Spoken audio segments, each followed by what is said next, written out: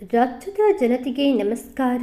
ಇಂದು ರಾಜ್ಯ ಸರ್ಕಾರವು ಈ ಜಿಲ್ಲೆಯ ಒಟ್ಟು 1,49,262 ರೈತರಿಗೆ 195.55 ಕೋಟಿ ರೂಪಾಯಿ ಬರ ಪರಿಹಾರವನ್ನು ಜಮೆ ಮಾಡಿ ಈ ಜಿಲ್ಲೆಯ ರೈತರಿಗೆ ಒಂದು ಬಂಪರ್ ಗಿಫ್ಟ್ ಅನ್ನು ನೀಡಿದೆ.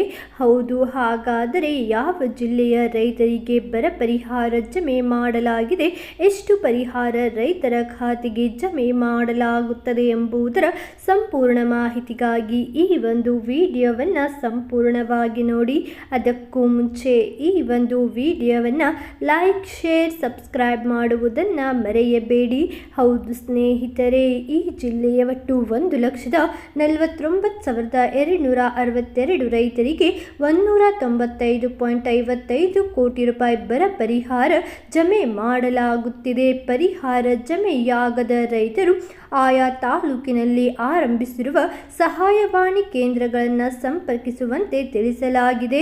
ಕೇಂದ್ರ ಸರ್ಕಾರ ಬಿಡುಗಡೆ ಮಾಡಿರುವ ಅನುದಾನದಲ್ಲಿ SDRF, NDRF ನಿಯಮಾನುಸಾರ ಪರಿಹಾರ ಜಮೆಯಾಗುತ್ತದೆ. ಮಳೆಯಾಶ್ರಿತ ಬೆಳೆಗೆ ಪ್ರತಿ ಹೆಕ್ಟರ್ಗೆ 8,500, ನೀರಾವರಿ ಬೆಳೆಗೆ ಪ್ರತಿ ಹೆಕ್ಟರ್ಗೆ 17,000 ರೂಪಾಯಿ ಹಾಗೂ ತೋಟಗಾರಿಕಾ ಬೆಳೆಗಳಿಗೆ ಪ್ರತಿ ಹೆಕ್ಟರ್ಗೆ 22,000 ರೂಪಾಯಿಯಂತೆ ಒಬ್ಬ ರೈತರಿಗೆ ಗರಿಷ್ಠ 2 ಹೆಕ್ಟರ್ವರೆಗೆ ಪರಿಹಾರವನ್ನು ನೇರವಾಗಿ ರೈತರ ಖಾತೆಗೆ ಜಮೆ ಮಾಡಲಾಗುತ್ತದೆ.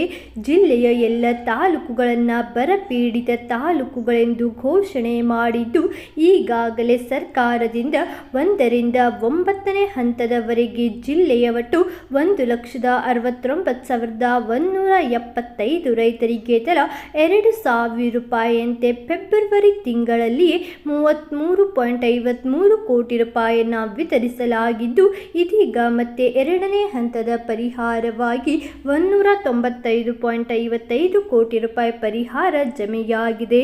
ಅದೇ ರೀತಿ ರೈತರ ಬ್ಯಾಂಕ್ ಖಾತೆಗಳಿಗೆ ಸಂಬಂಧಿಸಿದಂತೆ ವಿವಿಧ ತಾಂತ್ರಿಕ ಕಾರಣಗಳಿಂದ ಜಿಲ್ಲೆಯ 12,406 ರೈತರಿಗೆ ಪರಿಹಾರ ಜಮೆಯಾಗಿಲ್ಲ. ಹೌದು, ಖಾತೆ ಬಂದಾಗಿರುವುದು, ತಪ್ಪಾದ ಖಾತೆ ಸಂಖ್ಯೆ, ಆಧಾರ್ ಜೋಡಣೆ ಸೇರಿದಂತೆ ವಿವಿಧ ತಾಂತ್ರಿಕ ದೋಷಗಳಿಂದಾಗಿ ಒಟ್ಟು 12,406 ರೈತರಿಗೆ ಪರಿಹಾರ ಜಮೆಯಾಗಿರುವುದಿಲ್ಲ.